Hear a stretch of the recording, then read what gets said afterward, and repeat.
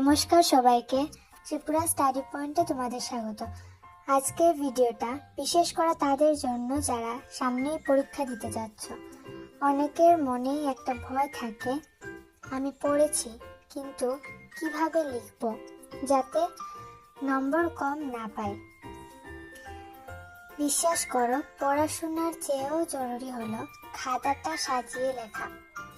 আজ আমি তোমাদের দেখাবো খুব সহজ 5টি স্টেপ, যা ফলো করলে তোমরা পরীক্ষায় অনেক বেশি নম্বর পাবে।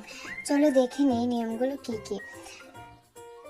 টিপস 1, যে কোনো উত্তরের শুরুতে একটা ছোট ভূমিকা বা ইন্ট্রোডাকশন দেবে। যেমন ধরো, সেই বিষয়টা আসলে কি সেটা 2-3 লাইনে বলবে। তারপর টিপস 2 হচ্ছে পয়েন্টে লিখবে। বড় প্যারাগ্রাফ না লিখে সবসময় ছোট ছোট পয়েন্ট করে লিখবে, এতে টিচার খুব সহজে তোমার উত্তরটা পড়তে পারবে। তারপর টিপস 3, হেডিং দেওয়া। উত্তরের মেইন বিষয়গুলো আলাদা করে কালো পেনে হেডিং দেবে। তারপর টিপস 4, আন্ডারলাইন করা। উত্তরের মাঝে যদি কোনো সাল বা গুরুত্বপূর্ণ নাম থাকে তার নিচে দাগ টেনে দেবে, মানে আন্ডারলাইন করে দেবে। তারপর টিপস 5, শেষে একটা ছোট উপসংহার লিখবে যে উত্তরের আলোচনা থেকে আমরা এটা শিখলাম। ব্যাস, আর কিছু লিখতে হবে না।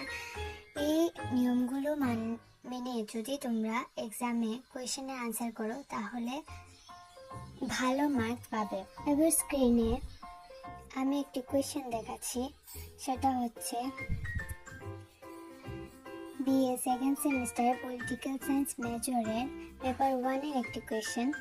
এটা তোমাদের যারা সেকেন্ড সেমিস্টার যারা পড়ছে তাদের সিলেবাসের একটি প্রশ্ন, নর্মেটিভ থিওরি বা আদর্শবাদী তথ্য।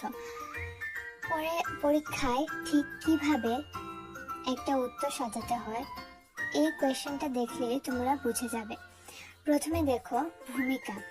এই যে একদম শুরুতে 3-4 লাইনের একটা ভূমিকা দেওয়া আছে, এখানে শুধু বলা হয়েছে এই তথ্যটা আসলে কি এবং কারা এটা নিয়ে কথা বলেছেন। ব্যাস, এতটুকুই যথেষ্ট।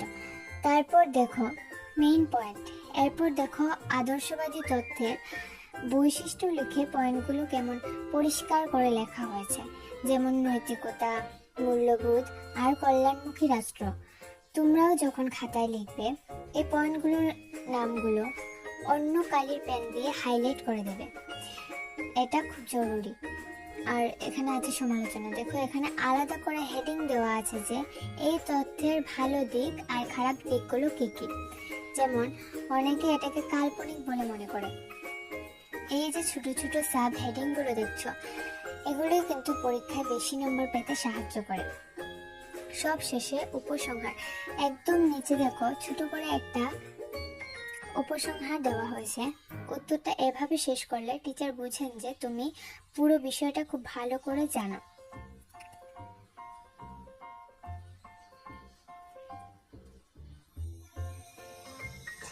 দেখলে তো, নোটটা খুব সহজ, শুধু সুন্দর করে গুছিয়ে লেখা। তোমরাও যদি খাতায় এভাবে পয়েন্ট করে লেখো তাহলে ভালো নম্বর পাবে। এমন সব বিষয়ের সহজ নোটস আর সাজেশন আমার কাছে রেডি আছে। কারো দরকার হলে ডেসক্রিপশনে দেওয়া নাম্বারে আমার সাথে যোগাযোগ করে নিতে পারো এবং খুব কম প্রাইসে তোমরা নোটসগুলো কালেক্ট করে নিতে পারো। ভিডিওটা ভালো লাগলে শেয়ার করে দাও তোমাদের ফ্রেন্ডসদের সাথে, যাদের জন্য এই ভিডিওটা খুব জরুরি। যাদের নোটসের প্রয়োজন তারা স্ক্রিনে দেওয়া নাম্বারে যোগাযোগ করে নিতে পারো।